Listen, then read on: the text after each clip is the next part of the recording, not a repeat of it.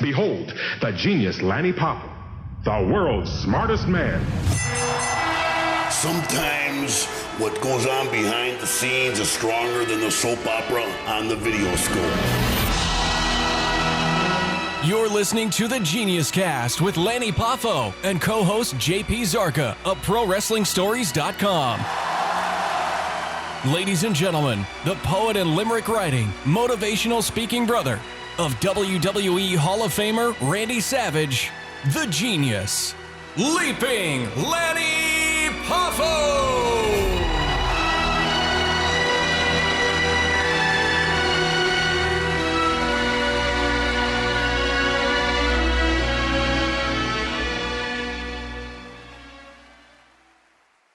Hello again, wrestling fans. This is Lanny Poffo, and this is my very dear friend... JP Zarka, ProWrestlingStories.com. And how have things been for you, Lanny? Never better. Everything's great, and the podcast is doing great, and I'm so happy, and all your hard work is paying off. A lot of hard work's going into the show, and we've had Corey Rivert on our YouTube page, been hard at work putting clips up from every episode we've done so far.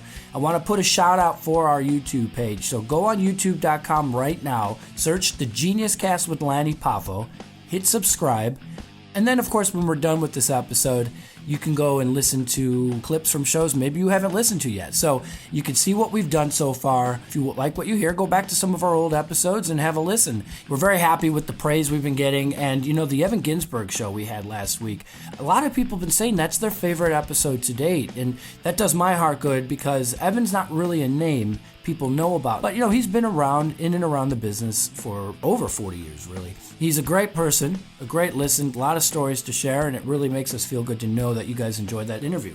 I'll tell you what, I just got an email from Jason Gagne.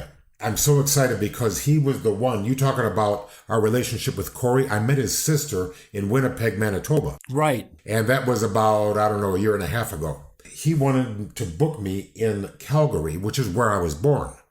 And just amazingly, I'm a friend with Annie Patterson, one of the first girls to sing in the Calgary Stampede. Sure. Now I get to meet her if she shows up, you know.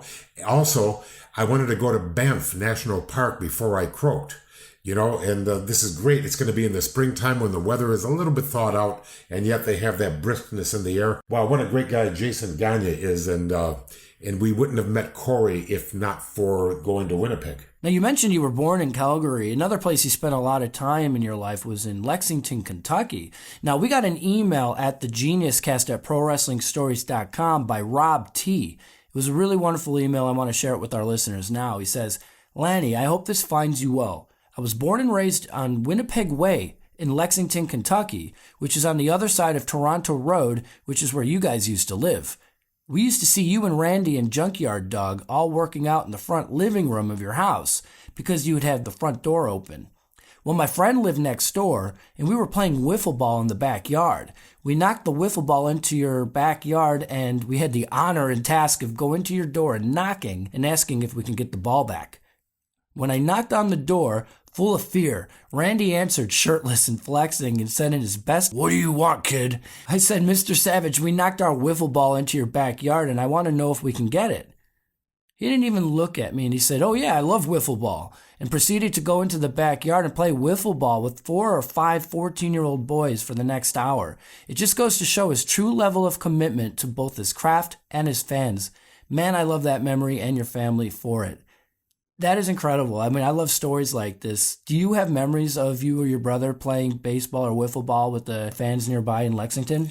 Not me, but he would do that, yes. I don't. The moment that I realized I wasn't going to be a baseball player, that's the last time I held a bat of any kind, plastic or wood. No kidding. Yes. But Junkyard Dog would not have been there. He probably meant Pez Watley. Yeah, I thought so when I was reading that. I kept it in just in case you would be the one to correct me on that. But yeah, so Pez Watley was there, and you guys were all working out, and of course Randy got to go play baseball with them. That's incredible. It's a good game for your reflexes and stuff, and Randy loved to be active.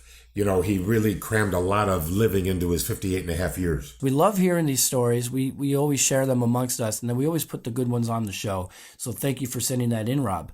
So by the time this episode airs, Thanksgiving will have come and gone, but for the sake of not confusing things, we're recording this on Monday the 19th of November, 1 week before the show drops. I'm going to be flying out from London to Chicago tomorrow to spend Thanksgiving with my family out there. What is your typical Thanksgiving tradition, Lanny? Oh, it's overeating, overdrinking, and then fasting afterwards with a feeling of poor self-worth. Do you have some of that tofurkey? No. I eat real turkey. Here's the deal. I'm a vegetarian that cheats, okay? I eat real turkey on Thanksgiving. I eat real turkey on Christmas. And when I travel, I live like Anthony Bourdain, my hero. Thanks to Netflix, I always have plenty of Anthony Bourdain. He's gone but never forgotten. And when you go to a new place, you got to try the new food. Otherwise, you shouldn't even leave your house. Speaking of the holidays, I'm going to be pulling one of our questions from the end of the show. This one comes from Ben Jones from Perth, Australia. He wrote and asked, did Vince McMahon ever do anything for the talent when they worked Thanksgiving or Christmas? What does that mean? For instance, you're going to be away from your family. Did he ever do a special meal for the people that work for the company? Would you pay the talent a bit more for working on the day or what? No, we never got anything more. Let's say when we did TVs, they were catered.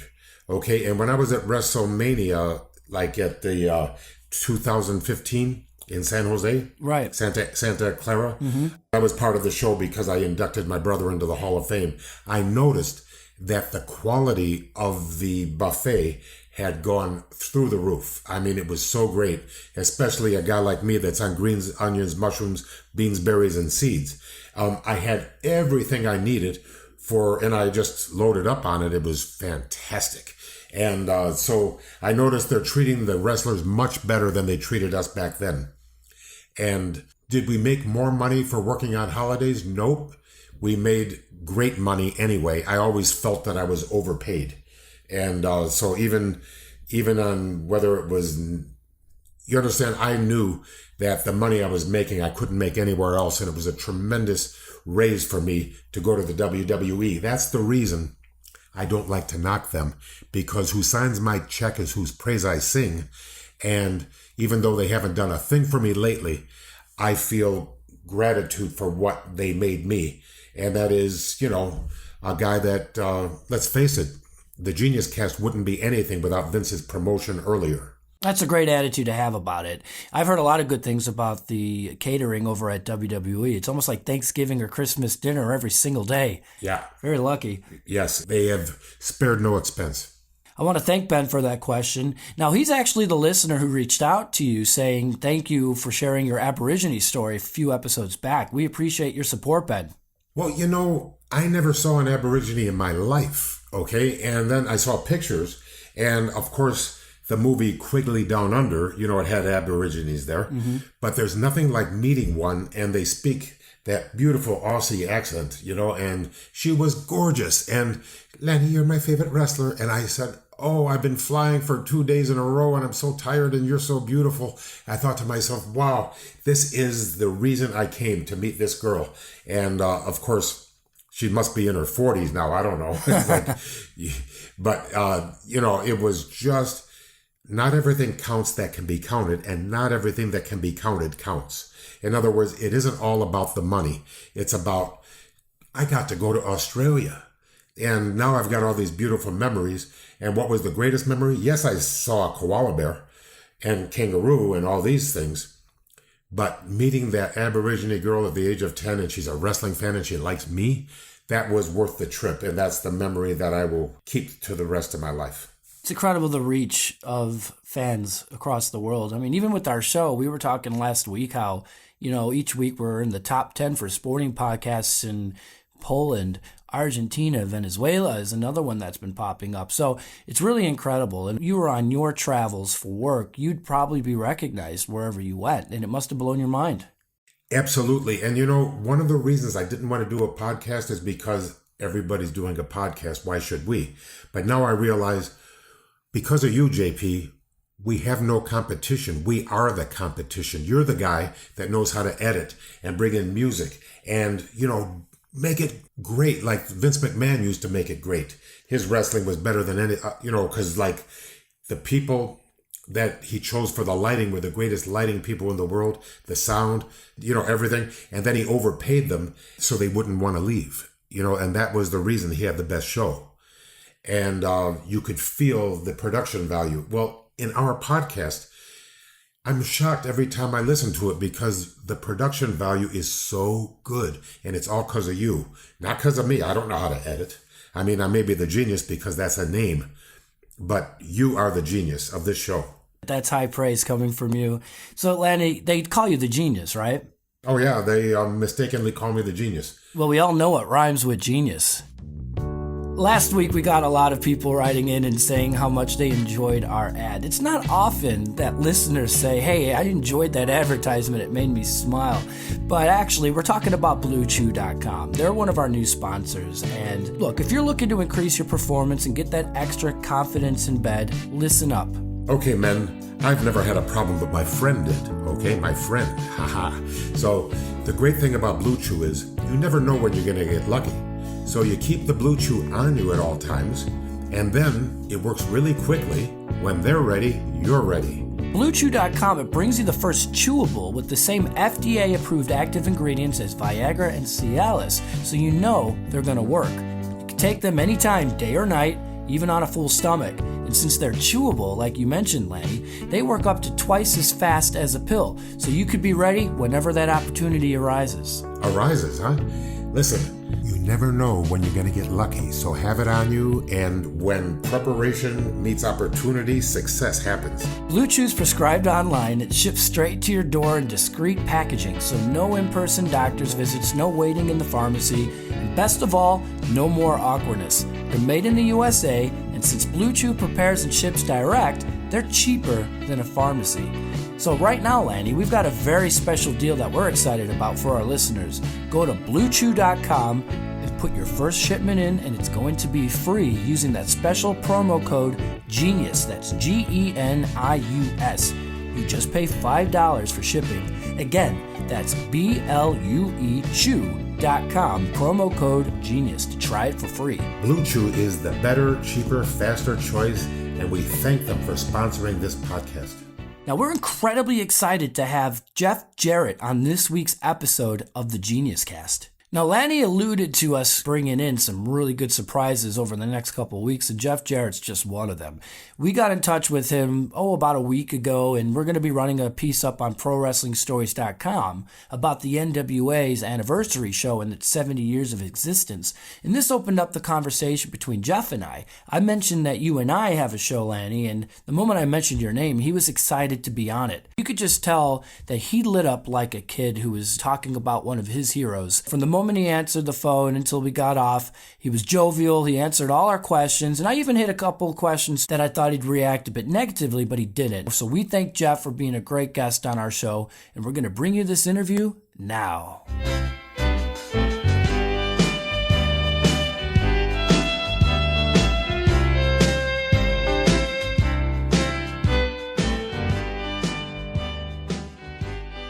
We're thrilled to have third-generation wrestler and promoter, 81-time champion, WWE Hall of Famer, JEFF-JARRETT, Jeff Jarrett on the Genius Cast today. How are things going for you, Jeff? Good, JP. I appreciate you guys having me on. Looking forward to this. When you sent the invite out, the Genius Cast, as we briefly stated right before we rolled this recording, me and Lanny, our family histories go way, way back. So I've been looking forward to this. The Poffos and the Jarretts have been in the wrestling business for many, many years, and you guys probably have a lot of parallels that we'll come across in this show. So thank you for being on our show. Now, you've got quite the impressive resume. You've wrestled in all the biggest promotions across the world, from the WWE, WCW, TNA, AWA, NWA, AAA, the USWA, New Japan, you name it. You began your time in wrestling in '86 under your father Jerry's Continental Wrestling Association, first as a referee, and then you trained under your father and Tojo Yamamoto. What was it like growing up with wrestling all around you? Oh, wow. As I look back on it, every day that goes by, I truly mean this, that I'm forever grateful for having the opportunity. There's a lot of paths and roads that people take getting into the business. But man, I was very fortunate. I grew up with my mom. My parents divorced when I was 3 years of age. So, I was living with my mom, but I truly was a wrestling fan first as a little kid. And then, getting to go to the matches at a real young age with my dad and traveling a little bit in the summers and going to what we would call spot shows, small one-off towns, high school gyms, armories, and stuff like that. So I'm very, very grateful that, how I got into the business. And as Jim Cornette once said, or he said it many times, it's the greatest blessing I've had for getting into the business, and absolutely the worst curse. So I'll take that, and here we are, 32 years later, and we're talking on a podcast to the genius. Now, Lanny, do you agree with that quote? Yeah, I'll tell you, except for the part where it was the curse. But I just want to say one thing to you, Jeff. Your speech at the Hall of Fame when you were inducted was fantastic, and I really felt it. It was like speaking right to me instead of reading on a piece of paper. And I want you to take that as a compliment. You are a new member of the WWE Hall of Fame, and you brought a reality to the speech. What do you think, JP? Didn't he do well? I thought it was amazing. I'm glad that you were able to come back to WWE, go in front of the fans, and of course, sing your song. Amazing. How was that for you? Well, the song was, I don't want to call it an afterthought, but it was one of those things, knowing sort of the circumstances and what was going to go into it. And I knew the speech was going to be emotional for me. I knew it from the day that I got the call in early January of this year, that it was going to be an emotional time. And as the weeks leading up to it, and then, getting to New Orleans and reconnecting with so many faces, not just guys that had been in front of the camera, but people behind the scenes, and then just reconnecting with so many people, Vince McMahon included. And then, having to perform the song, no earpieces, me and Brian up there, they wanted us to walk through the crowd. So it was challenging, but me and him had, as we always do, we had a lot of fun with it. But no, I appreciate both you guys' compliments on the speech, and it was without question 100% from the heart. No, I think it's fair to say everyone was pretty shocked when your name was announced to be inducted. Not that you didn't deserve it, but because of your relationship with WWE over the years and the way you left. What was your initial reaction like when you got that call? I was incredibly grateful and incredibly humbled by the offer and by the opportunity. And as Lanny could probably relate, when you've been in the industry, more than a wrestler, a whatever you want to call it, booker, creative, owner, promoter, wearing multiple hats, I knew that this offer, I knew where it came from, and I knew that it didn't have to be made. It was a decision that they didn't have to make. So I was incredibly grateful for it. But, as the years roll along, there was so much made on how I was left and all the circumstances that went around with it. I never, so to speak, played into that. The wrestling fans never let a good story get in the way of facts, or never let facts get in the way of a good story. But no, it's a business.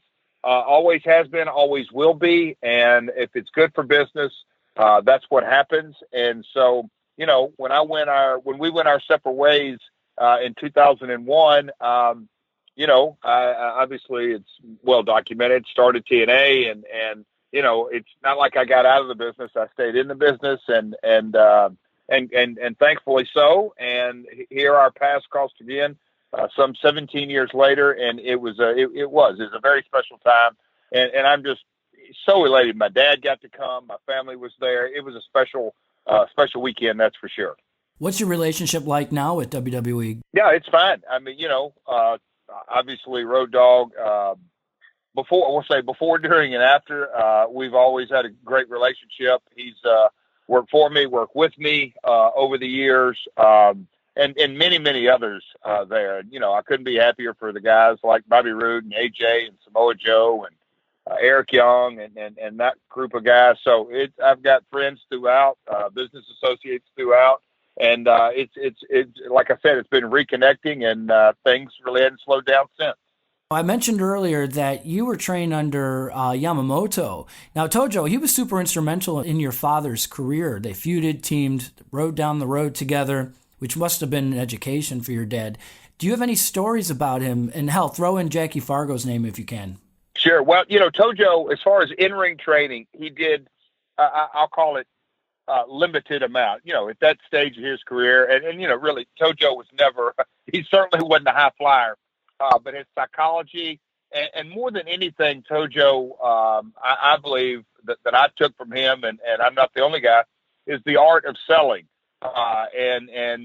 Tojo was very instrumental in, I guess you could say, getting your head right, your mindset, on the nuances of selling things and carrying it through. And you were right. He was very instrumental in my father's wrestling career. And so it was pretty cool that, in those early years, one thing that sort of goes, well, not in mine, but in my career, I broke in April of '86 and had several guys around me sort of just teaching me the very, very basics. But it was, within my first year, I got to work. It was 18 straight weeks, 7 nights a week. Most times, at the very least, it was 5 nights a week. So between 5 and 7 nights a week, I got to wrestle with a guy named Akio Sato. He later managed the Orient Express, Pat Tanaka and Paul Diamond. But Akio Sato is a Japanese wrestler, and his partner was Tozo Gotos. But I got to be at a tag match, and Tojo was there every night. So he was at ringside watching my development. And when I look back and think about different things that I'm super grateful for, I mean, to wrestle in front of a live crowd 5 to 6 to 7 nights a week for 4 months, that's what is unbelievable when I look back. And all kinds of, tag matches, single matches, gimmick matches, winning, losing, disqualifications, all types of scenarios. That's really where that's the true building blocks of my in-ring training took place. And I just don't think you can, for my career, I couldn't put a price on that. There's no way someone could have paid for that. There's no way you could have gotten in a gym and a ring and done that, because it was on the job training in front of a live crowd. And Akio Sato was in the ring, fundamentally as sound as it gets. And Tojo knew the style, knew the style for this area, the selling and all that. So Tojo was great. And occasionally Fargo would come in and throw his pizzazz. And, it's my child. I grew up. By far, Jackie Fargo was my favorite. And then Jerry Lawler was right behind that. So those two guys, and then to get to work with both of them in the first couple of years of my career was special. You mentioned Jerry Lawler. Now, he's got a big history with the Jarrett family. He was your father's long-term business partner. They had a great business relationship, but like any relationship, it could get a bit testy. What's the angriest you ever saw your father get with Lawler? Oh, wow. Well, him getting angry to Jerry's face, I don't believe I ever saw them have an argument, ever. Now, I've heard Lawler be frustrated at my father, and I've heard my father be frustrated at Lawler. But at the end of the day, that's sort of what made their magic work. They were partners, and Lawler did things his way, and the dad did things their way, and they weren't the same, but it made for a healthy mix for a lot of years, an awful lot of years. You look back on 77, 78, 79, and then obviously in 80, and Lawler, at the height of his, I'll call it his in-ring career, from about, 77 or 8 till about 85 or 86. Just spectacular business. That's when me and Lanny first met, and his father and his brother. But no, Lawler had a super run there, and that magic of them, my dad and Lawler, I don't want to call them opposites, but on some things they're polar opposites. But I think that made for a healthy mix. A bit of yin and yang. A bit of yin and yang. Well said, JP. Well said. That's what I'm here for. Let's fast forward a bit to your time in WWF. You originally got involved with the company in '92 during a cross-promotion angle between the WWF and the USWA, but it was in October '93 when you debuted as the country music star Double J Jeff Jarrett. Now, between your entrance music, your strut, and your promos with the phrase, "Ain't I great?" fans love to hate you. Your WWF pay-per-view debut was in '94 in the Royal Rumble match, and coincidentally, you were eliminated by Randy Savage. Give our listeners some memories you have of Randy. And obviously me and Randy, I was there on the Loser Leave Town when he went to the WWF in '84, I believe. I knew the history. I was obviously as a real young man, 10, 11, 12, 13, when the Poffos and the Jarretts, I'll say, ran their opposition, and the stories that came out of Lexington, Kentucky, and Rupp Arena, and all of that. But I loved the Macho Man, Randy Savage, as a kid, and then going there, and then, like you said, I get to the WWF. Randy's there. If memory serves me correctly, it was Providence, Rhode Island. And they're laying out the Rumble, and they basically said, hey, just very general thoughts, and they like Jarrett. However it went down, I knew I was involved in the Undertaker and Yoko. That thing was rocking and rolling. But I remember going to Randy, and I said, yeah, Randy, fling me over. It was an honor in my mind at that that stage of my career to get eliminated by Randy. But I'm not going to be the first. I certainly won't be the last. Randy's a super. The intensity that he brought to everything, a card game, a wrestling match, renting a car, ordering food. Randy was intense. So it was no different that day in Providence. Can you imagine if I were a sensitive man, I would have been hanging in my room, overnight, you know what I mean? So I'm one of the toughest guys in the world because he was my older brother and I survived. So I can handle anything now. Lanny, without question, with your father and his intensity and his discipline, legendary stories about the discipline in the family, and then the intensity with Randy. No doubt, Lanny, hats off to you because you went through, I don't want to call it hell and back, but you are a tough SOB to survive that. I'll tell you what, these are the things I miss the most. And recently I was with Jay Lethal, and, he does the Macho Man imitation. So I said, listen, if you really want to do it right, yell at me for no reason every 30 minutes. And he did. Lanny, what are you doing? And I said, that's what I miss the most because, believe it or not, Jeff, that's how he showed his love. Yes. No, that was Randy. If he didn't, when he pulled you aside, and I don't want to say cuss you out because that was, I don't know. Look, I'm talking to his brother, but that wasn't in style. But he had no problem not only giving you his opinion, but making you believe it. It's one thing to spout off, but you didn't want to leave a conversation with Randy, no matter what it was, whether it was playing a card of rummy and he would tell you how he beat you. But you couldn't always believe that because Randy was a special card player. But no, his intensity and he meant it. But he said it out of two things. His real passion for the business because he wanted it done right and he believed in it, but also he didn't take the time and he used to call them jack-offs. I'm not talking to that jack-off over there because he won't listen to me. But Jarrett, come here. And he would pull me aside and I made trips with him. And, he would sit there and he would really get deep into some real meaningful conversations about the business. And I was a heel and a young heel, and he knew that. I was a babyface in Tennessee for 7 years, and then when I went to WWF, first time I was a heel. And so Randy, I can remember some specific conversations on when to give the babyface enough to keep the match going, and then to really let it go and blow the comeback. Randy had a real fine line. And if you go back and watch his matches when he was a heel, I don't believe, certainly for that era, he was the best. He wasn't 6'5", 280. And when you think about, at the height of Hulkamania, you cannot say Hulk Hogan's name without Randy Savage. So I truly believe that Muhammad Ali is the most famous boxer in the world.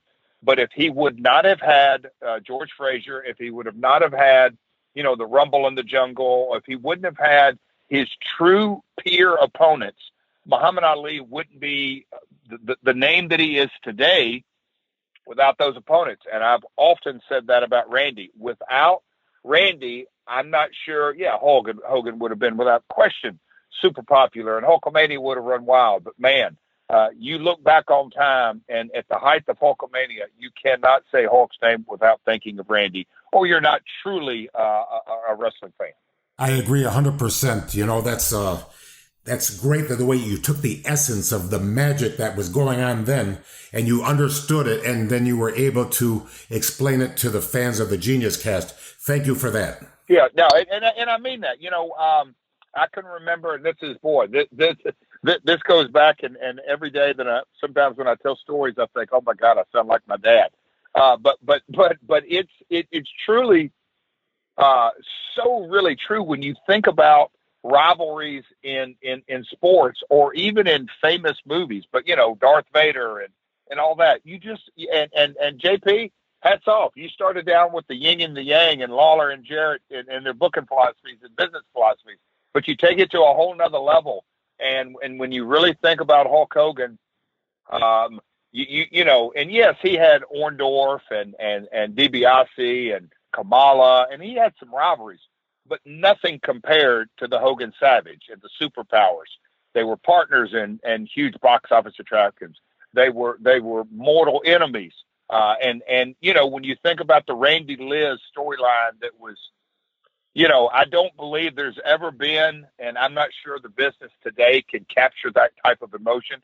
But you know, the love affair and how Randy and Liz created that aura around them, I don't believe that could have been done unless Hogan was a part of that. So you look back and Hogan and Savage, a lot of the yin and the yang, and sometimes Randy, I believe, doesn't get the credit that he deserves on how instrumental he truly is and was over the years to the success of, and Randy, if he was alive today, may smack the taste out of my mouth. But sports entertainment, when you think back the transition, because it truly transformed in the 80s. But Randy, a great professional wrestler, you throw in Liz, you throw in Hogan, and that whole scenario. Randy was very instrumental in bringing professional wrestling into sports entertainment.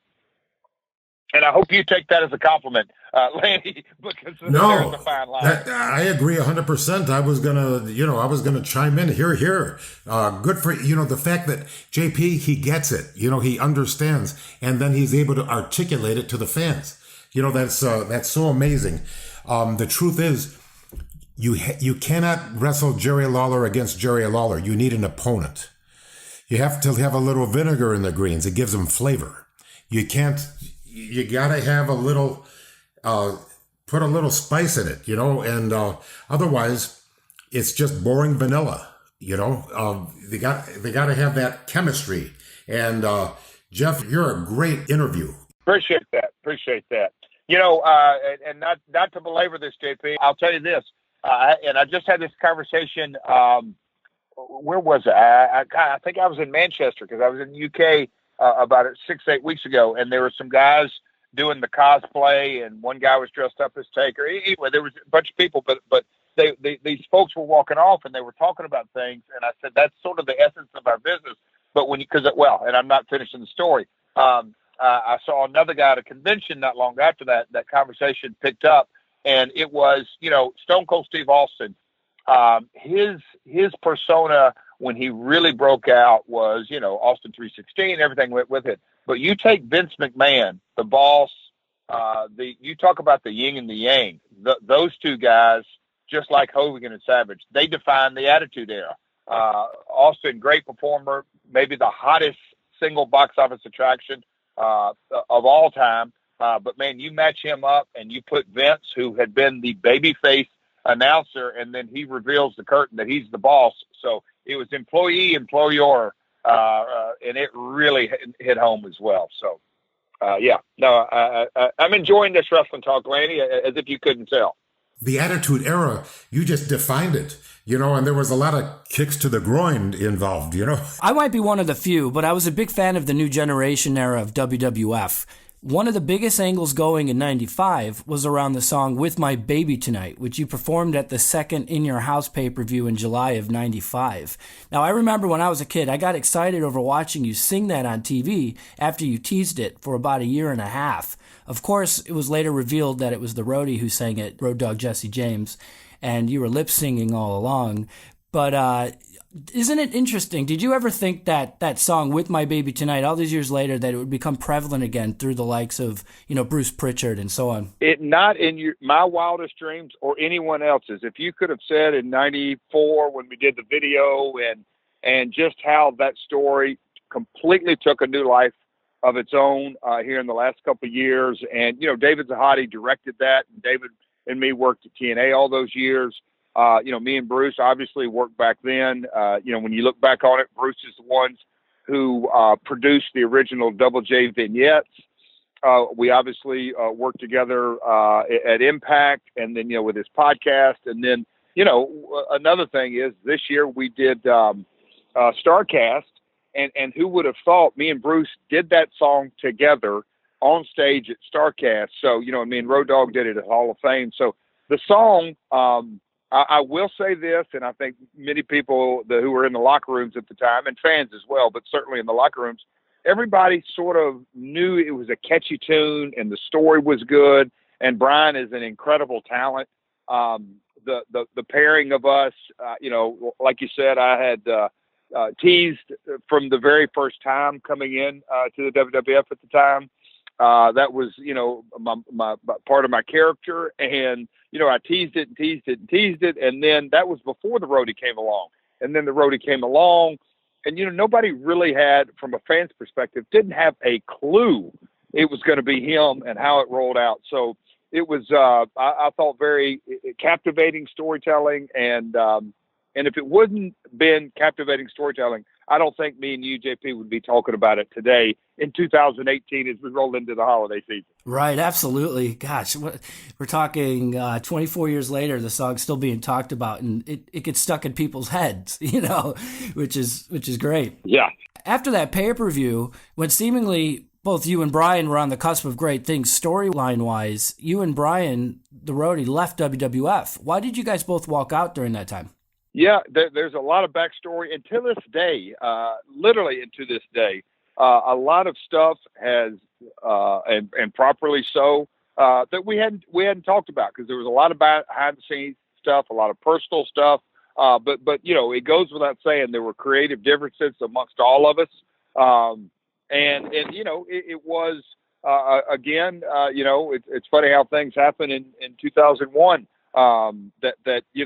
Both incidences, I dropped the IC title and, we went our separate ways. And, so it was a business decision. Brian, made his decision. I made my decision and that's how it went down. I will say it really left a cliffhanger, so to speak, as a part of that story. Absolutely. Then it was brought back about a year and a half later. Now, you bounced around a bit after that. You headed back to the USWA, and then you had your first stint in WCW, but returned back to the WWF in 97, where you were until 99. Now, during that time, you were part of a tag team with Owen Hart. Off camera, you and Owen were close friends and traveled together for years. I'd love to hear a story or two of what it was like to be around Owen on the road with his ribs and larger-than-life personality. Well, JP, I always take this opportunity. I'll let others tell the rib stories at my Hall of Fame speech, and you can watch it on the WWE Network. There's a plug. But the rib stories. There's so many of them. I was just talking to a buddy of mine here recently. It was a new story. Kevin Sullivan in production talked about the first day that he was on the job. Owen ribbed him in catering. But no, I always take the opportunity, because Owen is obviously well known for his jovial prankster personality, but also his in-ring work. And I always like to reflect back on the man that he was. I don't think people, and you got to know a guy. So the people that didn't really know him personally, he's one of those guys that come along once in a lifetime. Just integrity across the board. He did have his values right and his perspective on life right. Like I said, a lot of integrity, family man, great dad, great brother, great father, and a great friend. And, to this day, I miss him. Yeah, as do the fans. I mean, I'm still heartbroken. There's a documentary his family's putting together. His widow, Martha, and son, OJ, are a big part of this. And the director, he's been in touch with me, and I've been trying to get him in touch with a few people in Japan because Owen did some work out there. And, hopefully that will be coming out in around May of next year, but should be really good. Have you been in touch with those guys? Yeah, I was actually, I'm not sure. If I wasn't the first, I was one of the first. Back in July, I sat down with them when I was over in London doing the Ain't He Great tour and stuff like that. So, yeah, I'm really looking forward to that. A great organization, great company, great production company. And, Martha has given her full blessing. Martha is the driver behind that. So I'm pretty excited to see how it turns out. I know the people that they've gotten in contact with, and I'm happy to hear that they're really doing, you can call it their due diligence or their storytelling and digging deep. So it's an incredible story. Obviously, it's heartbreaking how it ended, but the story and life of Owen Hart that needs to be told. It does. And yeah, Keaton Stone, the one who's one of the main forces behind it, really great guy. I can't wait for it to come out and look forward to seeing you tell your stories on it. You left WWF in October 99 after your match against China at the No Mercy pay-per-view. We talked a little bit about this earlier where, of course, stories spread and you know how it is. It's like Chinese whispers and a lot of things are made out of it that it really wasn't. You were Intercontinental Champion at the time and your contract was actually expired the day before the match, if I got that right. Now, the words Jeff Jarrett held the WWF hostage for money is often a phrase that's loosely thrown around when this topic is brought up. And you've gone on record to share your side of things in the past, but would you be comfortable sharing a bit about what happened leading up to that departure? Well, I just want to make sure we got our facts straight. So you're saying that I held them up? Was that with a knife or a gun? What was the actual hold up? How JP, I want to make sure that I'm hearing your version of the story because there's a lot of versions.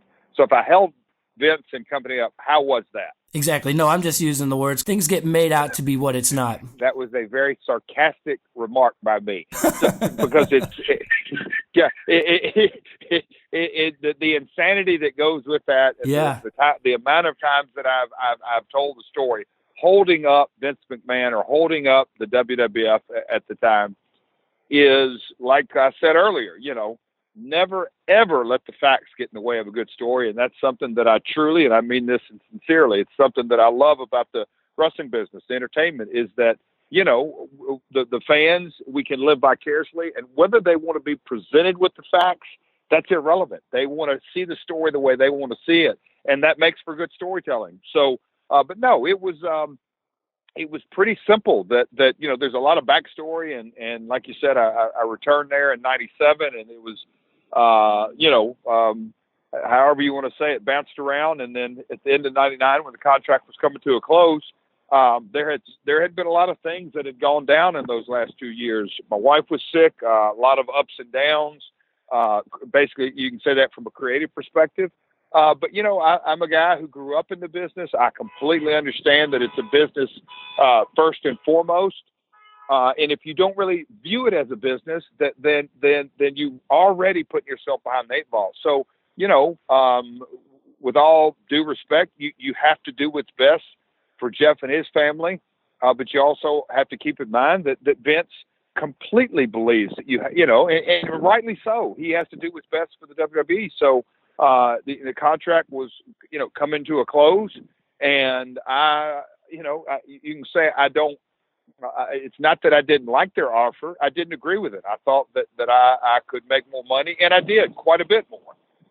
So it was time for me to move on. I knew that from a contractual point of view, and to Vince's defense, at that time, he was taking his company public, and for about 90 days, which was the real nuts and bolts of my negotiating period, he was literally flying around the world, legitimately flying around the world.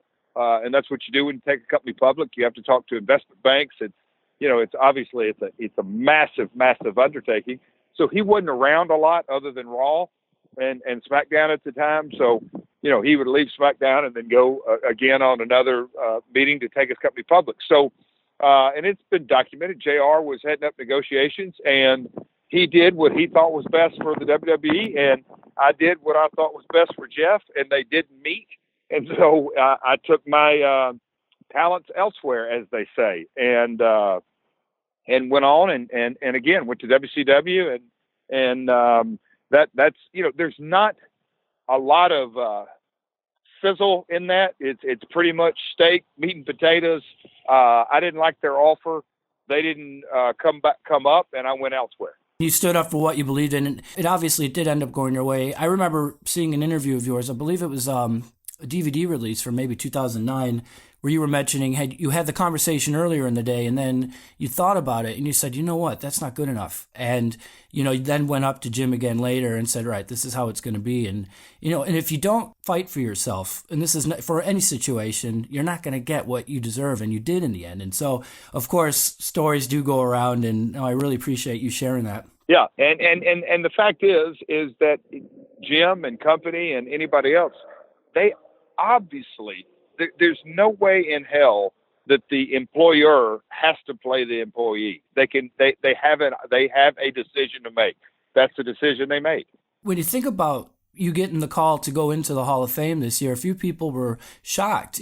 Obviously there was a lot of excitement. I'm so glad you were there, but it was just because of the way things ended. How did that call? You said you got the call in January. How did it go? Were you expecting it? Was it out of the blue? Oh, completely out of the blue. And I was shocked as much, or maybe even more, than the fan who was shocked and surprised. I was humbled, super grateful, and it happened on a Sunday morning. And as I look back on it, I'm glad. I was I was ready. We were headed out to church, and I was already ready. And Karen and the kids, per usual on a Sunday morning, everybody's trying to get ready and going 15 different directions. But I took the call up in my office, got a text and said, can you chat? And I went up in my office, took the call. And, I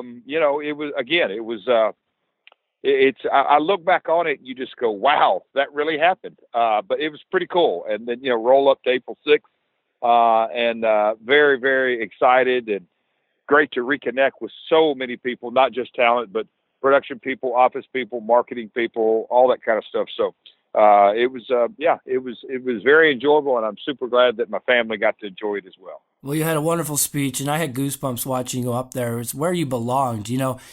I don't think anyone who's put so much time into anything should be away from it for life, and I'm glad you got to go back. And like you said, you mentioned there was a lot of guys from, TNA and Impact that you had worked with before who are now with WWE, and you got to see them again. And it must have been quite nice for you just to have a bit of a catch up, really. It was. And what's so cool, WWE, they never miss a beat with cameras, although sometimes people like to criticize it. But, they had the cameras rolling. It was the first time that since the announcement had been made, obviously I'd gotten a lot of texts and calls and all that. But, I hadn't seen AJ. I hadn't seen Bobby Roode. I hadn't seen Brian James. There was a lot of guys that I hadn't physically seen. We'd been in the same space. And so the cameras were rolling. It's pretty ironic, but maybe not so ironic because I don't believe in coincidences. A convergence that Nashville was the go-home show for SmackDown. That was on the Tuesday, and the Hall of Fame was on a Friday. So we'll call it my Hall of Fame week really started on that Tuesday morning at about 6 o'clock when the camera showed up at my house. So it's been pretty. It was pretty incredible and very documented. And the stuff that aired on the network was cool. And so it was a special time. Talk about what are some of the things that you're most proud of post WWE.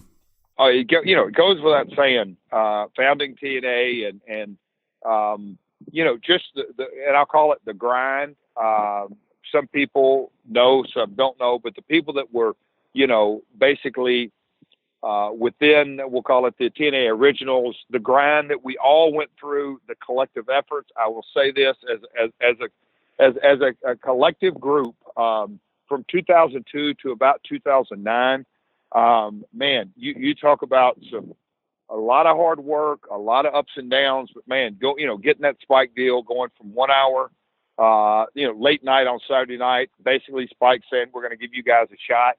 And in, about 2 years, I don't know exactly, but, we went from 1 hour on late night Saturday nights to 2 hours of prime time, and then, the highest rated show on the network, and numbers were growing, and just everything that went with it, house shows, live events, marketing, action figures, video games, that kind of stuff, building the business, was really so rewarding in so many ways. And seeing guys, I started working with AJ Styles before he had kids, when him and Wendy were just married, and I could go on and on. Bobby Roode and Joe and Jeremy Borash, and that crew of people that we had, that we all grew up.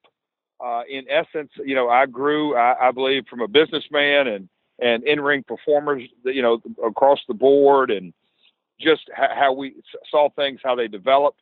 It was just very, very rewarding. So if there's one thing that I'm proud of, it would be that 2002, 2009 era, that the business grew from, as the producers used to write in scripts, from a dream to a reality. I think they call it a phenomenon, based off AJ.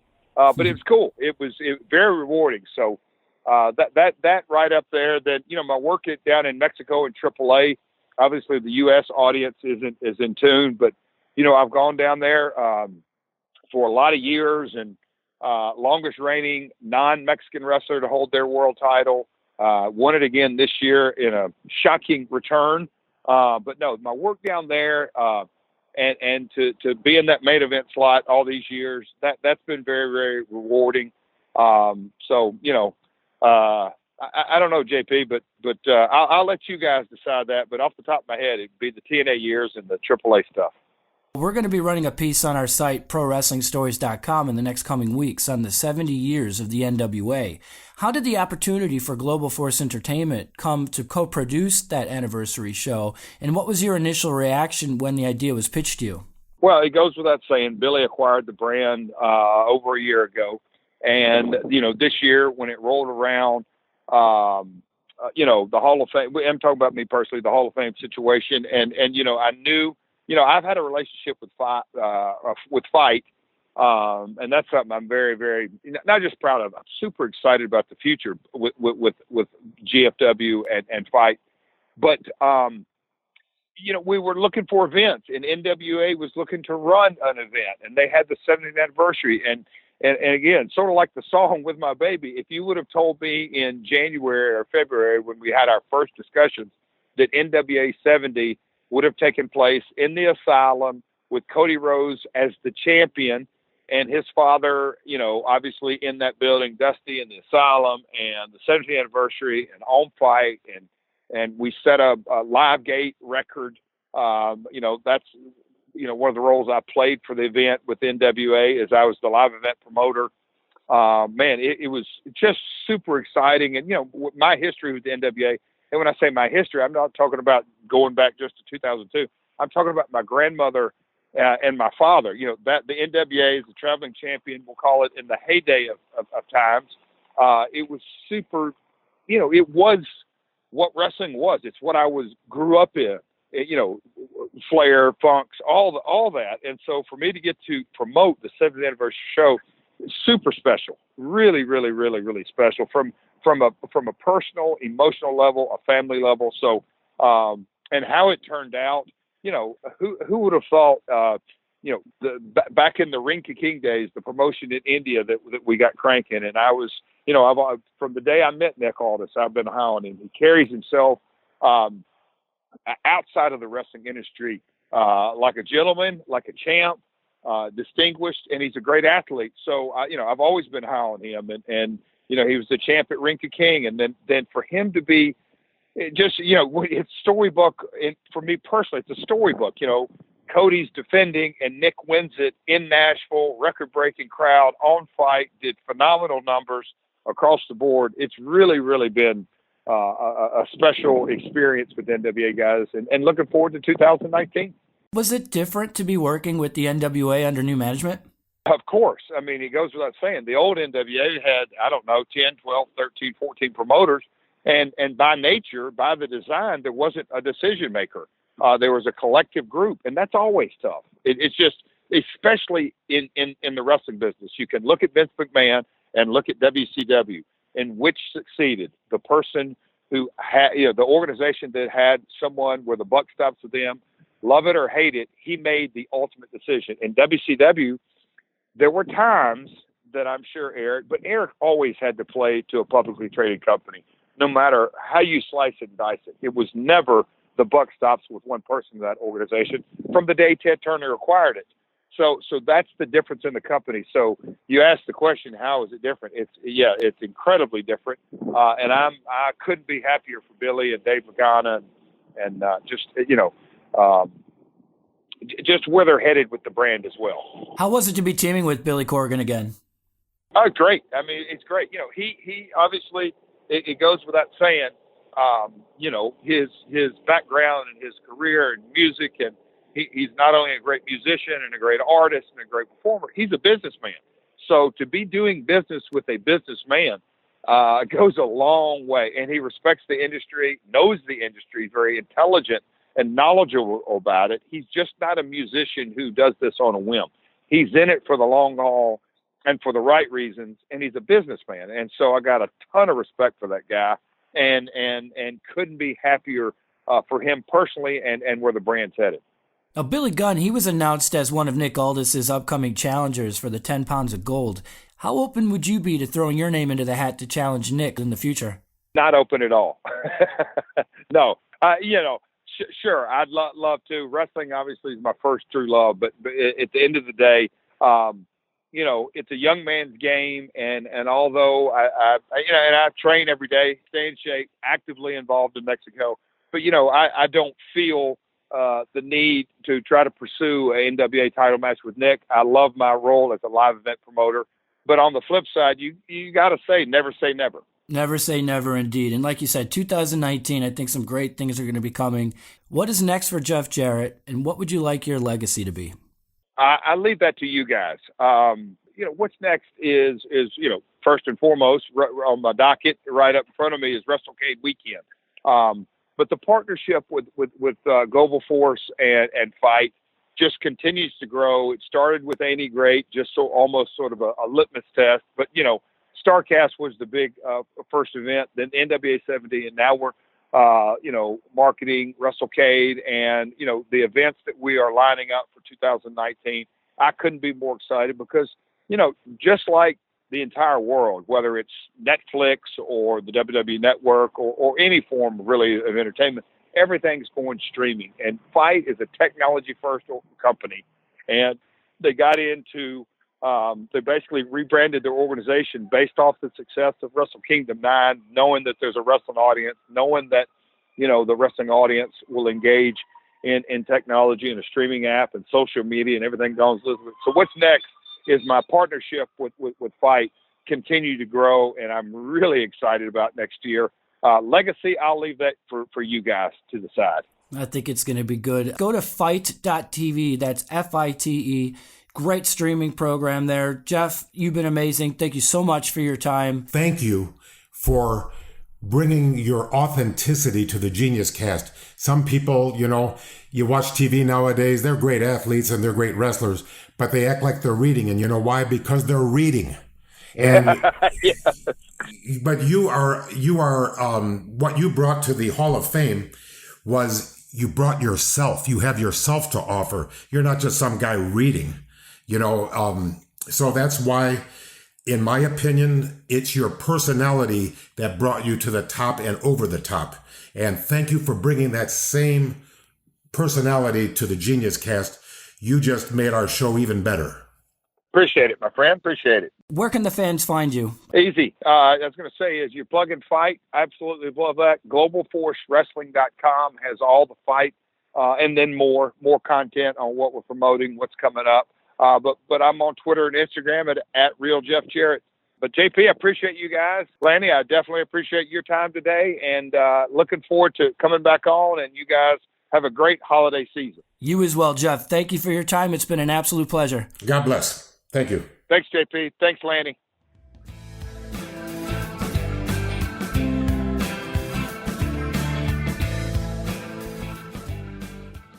Well, how great was that? I appreciate Jeff Jarrett and Jerry Jarrett too, because and Christine Jarrett, she's deceased now. If it weren't for these Jarretts, okay, Macho Man wouldn't have gotten the big push, and neither would Lanny come along after. And we wouldn't be interesting enough to talk to on a podcast all these ancillary benefits many years down the line. And since it was Thanksgiving a few days ago and we are in the season to be jolly, hail to the Jarrett family. Thank you for all you have done for the Poffo family. Freak out! It's the Macho Man Clip of the Week. Oh, yeah! It's been a few weeks since we've done a Macho Man Clip of the Week. This one was sent to us by Joe Stasi. He's the one who heads up the ICW Poffos page on Facebook. Go check him out and hit subscribe over there. Now, this clip we're about to play, it's a rare promo from early 1979 on Nashville NWA television featuring your brother as Mid-American Champion. Well, a very interesting and controversial young man. Of course, it's none other than Randy Savage, the current Mid-America heavyweight champion. And Randy, you've asked for time, and the microphone is yours.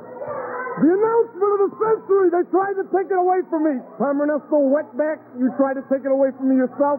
Nick Gulas tried to stop it, he tried to throw the rug over it. The Macho Man is getting a world championship shot against Harley Race. No, let me correct that. That's the announcement. You have not been guaranteed a world championship shot against Harley Race. Now, I must say that you've done something unprecedented in wrestling circles. You have posted a $10,000 check asking for a guaranteed shot against Harley Race. Well, no amount of money is going to guarantee you a shot at Harley Race's championship. See, the way I got to figure it, Ernesto, is that I'm the Mid-American champion around here, number one. Number one, and Nick Gulas has been taking contenders from all over the world, and people are already calling me the uncrowned champion, you know what I mean? And the way I wrestle in the ring, the prophet told me that he doesn't know how much longer I can last going like this. He doesn't know if my days are numbered. I may not live a month from now or a couple of weeks from now. We don't know that, see? And the prophet told me, he says, better to be rich and dead than poor and alive. So realizing this, I put up a $10,000 bond, appearance bond to Nick Gulas' death. $10,000, man. $10,000 I haven't spent on robes. $10,000 I haven't spent on women. Ernesto, I think I got that shot, brother. I think the Mid-American champion is going to get a shot at Harley Race, and I think that seconds are ticking away on a clock before I can go into the ring and look across on the other side of the ring and see that gold, that iron. There's another gentleman who feels equally about an opportunity at Harley Race. That's none other than the Mexican Angel. Oh, bring him up. The wetback friend, your wetback friend. He's down. He's through. In fact, on this hour, I have got a man that is going to go against the Mexican Angel, and he's going to eliminate him, so I will have the clear path to go against the world champion Harley Race. One other gentleman who would like a shot also is Big Walter Johnson. What about him? I'm through with the spook. I put him down in front of thousands and thousands of people. See, when you sit some people that go up there and say that the Macho Man can be beat, those are 10,000 people telling 10,000 lies. Well, Randy, thank you very much for your very interesting comments. We have another match that we have to get on with. The prophet told me that the world championship is coming my way, and who can argue against the prophet, Ernesto? Not your wetback friend. You dig what I'm saying? I dig it, son. $10,000. In the promo, he talks about pulling out a $10,000 bond to secure a world championship match against Harley Race. Unfortunately, that match never did end up taking place, but it was surreal hearing your brother cut a promo as the Macho Man before his distinctive voice that he was known for later on in his career was really in full effect. As well, it was very interesting to hear your brother get heat by using derogatory language like that on television. Definitely not the type of promo you can get away with nowadays. So, Joe asks, what led up to his match with Harley Race, and why did it never take place? I haven't the slightest idea, but amazingly, you're right. That's before he got his gimmick. That's before he came to me and we decided to imitate Pampero Firpo. And that's before his voice evolved. And the amazing thing is, once he found his voice, he kept it in his real life. So he'd actually call up, hello, how you doing? Yeah. And in other words, real life imitated art and art imitated real life. And he blurred the line between the Macho Man and Randy Poffo and he metamorphosized into the Macho Man. And that's what's so amazing. It became his life. His character became his life. What I liked about that promo is your brother was doing the mannerisms that he would do later on with Mean Gene Okerlund. He was turning around. He was facing away from the camera. That's typically unorthodox for cutting a promo. They say, look at the camera, look at your audience. But your brother never needed to do that. He owned the stage. Whenever he was talking, you listened because he was doing things like not look at the camera, turn around, and you never knew what he was going to do next. And so you could see elements of that in that promo. He also mentions a prophet, followed by using your dad Angelo's infamous Rich and Dead line. Was the prophet your brother was referring to your dad? No, he was just searching for subject matter, okay? And he was struggling with it. And he was trying so hard to be a great interview. And the reason he was turning around, with his back to the camera, because King Curtis Iakea in Hawaii in 1967, he did that. And he would have his back to the camera, something, all that stuff. I can't imitate him very well. But we were exposed to two great interviews, King Curtis Iakea and Pampero Firpo. Now, by the time Iakea got to the WWF, he wasn't as good then as he was back in Hawaii.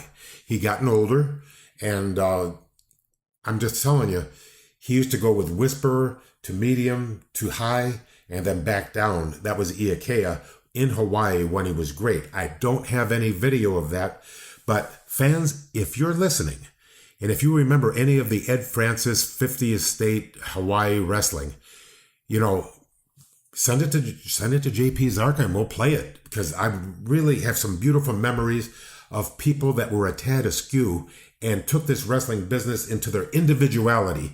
And that's what's missing today. Send it to the GeniusCast at ProWrestlingStories.com. That's our email. Or, of course, go on Twitter, Facebook, Instagram, doesn't matter. Send us a personal message there, and we could be found on all three platforms at the GeniusCast.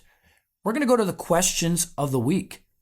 Jeffrey Black, he reached out to us on Facebook, and he asks, do you have any memory about my late boss, Dale Mann? Wait, didn't he murder one of his referees and get away with it? That's what I heard. I heard he murdered one of his referees and got away with it. And back in the early days of the ICW, we used Dale Mann's ring. And then when, the relationship got a little strained, we built 3 rings of our own, okay? And that's when, we got our own ring truck and everything. But when we were doing it spasmodically, we were using Dale Mann's ring, paying him for it, and then he would wrestle and this and that. Well, eventually, my brother and him did not get along. And so I haven't seen him in many, many years, and then I understand he passed away. But I did hear that he had murdered his referee, and then all these wrestlers that he employed went to court on his behalf, and then somehow he got away with it. But if you know anything about that, email us, let us know. We'll dig the story up, and we'll open up the case again. What I was able to gather was that Dale TNT Mann, he was the promoter of his own mid-continental wrestling promotion. He did shows around southern Kentucky, right around where you and ICW were running their shows. They had weekly Sunday night shows in Georgetown, Kentucky, and Mann faced a murder charge in the 90s. Now, as you mentioned, we don't have all the details, but what I was able to find was he was acquitted. And not everyone was sure that the truth came out in the trial. Imagine that. And that was because many of Mann's key witnesses, like you mentioned, that the people that were supporting his alibi were some of his workers for the MCW shows. So, it's interesting to hear about. It was something I heard for the first time, but I had mentioned that to Jeff Black, the one who had reached out to us on Facebook saying, Lanny remembers him because of this situation with the referee. He's like, he didn't do it, so there you go. He worked with him, We'll leave that up to the judge. I don't know what the outcome was there. Obviously, he didn't go to jail. Did he go to jail? I have no idea, but I understand the plaintiff died with more holes in his body than he was born with. That's true. Not a good way to go out.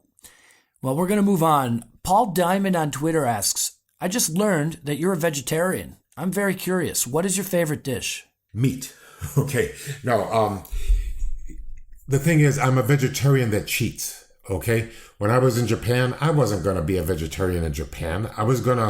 They have Kobe beef. I ate it. Okay. And like I said, I love Anthony Bourdain.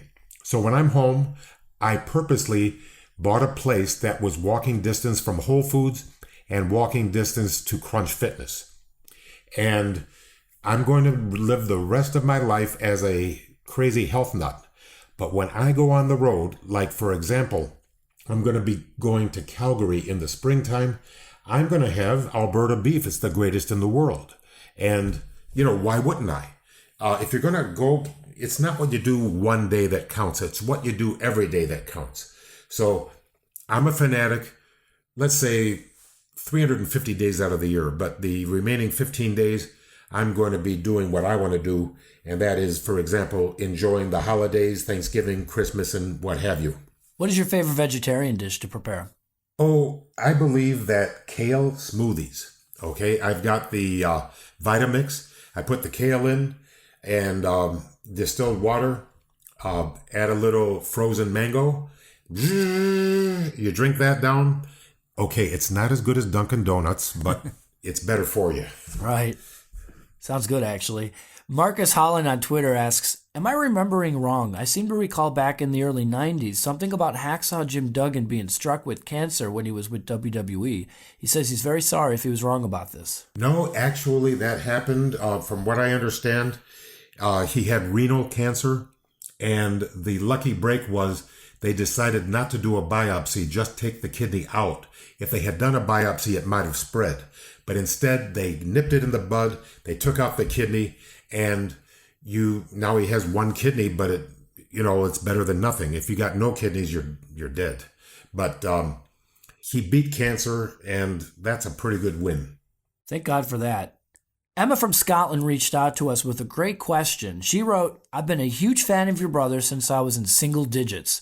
One thing that really annoys me is reading comments online where people say that your brother's promos and in-ring persona and outfits were down to drugs. I feel this is not only ignorant, but it cheapens the hard work that your brother put into his character, not to mention his huge talent. Do you have anything to say to these people who constantly say the Macho Man was clearly using drugs and stating this as a fact with no sources? Yes, they're jealous. Okay, even though he's not alive anymore, they're still jealous. He was a very hard guy not to be jealous of. Fortunately, I decided many years ago to not be jealous because, I'll be the best Lanny I can be. He'll be the best Randy he can be. And together, I was very happy for his success. Emma, you are a genius. She's written a couple questions in the past. We got a couple saved for future episodes. We love listeners like her. E.T. Pennell on Facebook, he wrote in asking, do you still have copies of the tapes of the ICW shows? And if so, would you be open to releasing them on DVD? Thank you for the question, and I haven't a thing from the ICW. Do you know someone who does? Has there ever been talk about potentially putting out releases? Because there seems to be a lot of interest in the ICW promotion. Just the ones that are on YouTube. I have no idea. That's the only time I see anything from the ICW is on YouTube. And I have no idea where they came from or where it is now. If you've got ICW tapes in good condition, reach out to us at thegeniuscast at prowrestlingstories.com. We'd love to see it. And, we never know. Maybe we'll be able to put enough together to put out a future release. And for our last question this week, Caleb Fulkerson reached out to us via direct message on our Facebook page at The Genius Cast. He wrote, Lanny, you seem to have a keen interest in music and musicals from what I've been able to hear in your interview with Concrete and hear on your podcast. Your rendition of Camelot was very whimsical and well sung. Being that music is my passion, I enjoy hearing other people's views on music. When did you get into music? And was anyone else in the Poffo family interested in it? I appreciate your devotion to fans and thank you for the hard work you bring for entertainment. Well, many years ago, the role of King Arthur was played by Richard Burton, and in the movie, Richard Harris. And the role of Sir Lancelot was played by Robert Goulet. Well, many years later, they toured with Camelot, and this time, Robert Goulet was now too old to play Lancelot, so he played King Arthur, and it was just fantastic to see him play the both roles, okay? And he was a bit of an alcoholic, and in the second act, he bumbled his lines, and it was kind of great because the fans, he made a little joke about it, and the fans kind of like knew that he was having a little trouble with it. And yet, it kind of made the whole thing more memorable. It's just something that I enjoyed Broadway musicals, and now I have a thing called, for $9.99, okay, you get, it's called Broadway HD. And now I've got in the palm of my hand about 200, not just musicals, but dramas, Shakespearean, and different things. So I've been watching, different Broadway plays. And it's much cheaper than going to Broadway, although it's one of my few luxuries in life. Whenever I get a chance, I attend Broadway shows. And also when they come to Tampa, Clearwater, and St. Petersburg, I also do it there too. What are your thoughts on West Side Story, by chance? When you're a jet all the way from your first cigarette to your last dying day. Yes, it's a great thing, and a lot of people don't realize that is a ripoff of Romeo and Juliet, and it's just although there's some, it's about the same plot, and I enjoy all Broadway shows. Okay, as long as they're, when I was, about 8 years ago, I went to see Warhorse. And it wasn't on Broadway, it was in the Lincoln Center, which in my opinion is better than Broadway. Okay? Not on Broadway, but better than Broadway. And I was amazed at how great it was with the creativity and if you're interested, Google it. The Warhorse, the Broadway musical, and you'll see that the puppets that they used, which were full-size horses, it was just amazing what can be done, with your imagination. Absolutely. Now, I asked about West Side Story because that was something that was in my family from when I was little. And that movie played a huge role in our lives growing up. And, every single song in that movie, I can sing word for word. I just met a girl named Maria, and suddenly that name will never be the same again. Maria, say it loud and there's music playing. Sing it soft and it's almost like praying. Maria. I'll never stop saying Maria, Maria. Oh, wow. Now we're really getting people off our show. Well, I'm glad you saved it for the end because, Okay, we promise that we're not going to do this much more. No, we can't promise that. This is our show, Lanny. If we want to sing West Side Story or we want to bust out a rap song or what have you, we're going to do it on our show because where else are you going to get such a range like that? Gee, Officer Krupke, Krupp you. You never met a fellow with the social disease. Oh, man. I'm glad we waited to the end, though. Yeah, that's right.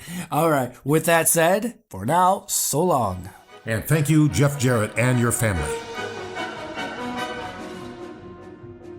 I just want to say, not as the genius, not as Leaping Lanny, as Lanny Poffo.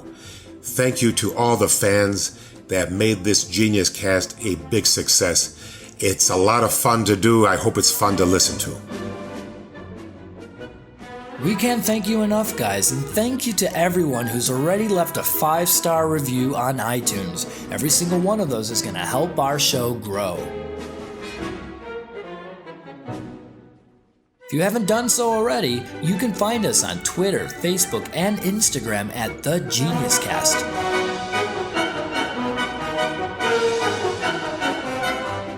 Thank you to all the fans who've written in and sent in your poems that you wrote specifically for this show. That means a lot.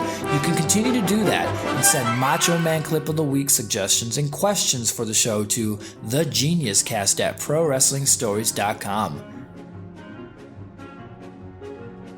We had a lot of fun this week, and we can't wait to bring you a new Genius Cast each Monday, so don't forget to subscribe.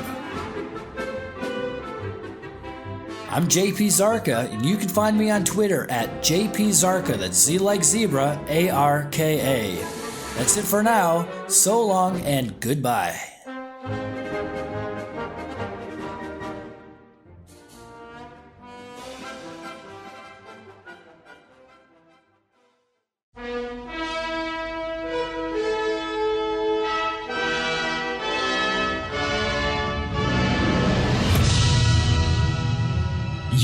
listening to the Genius Cast with Lanny Poffo.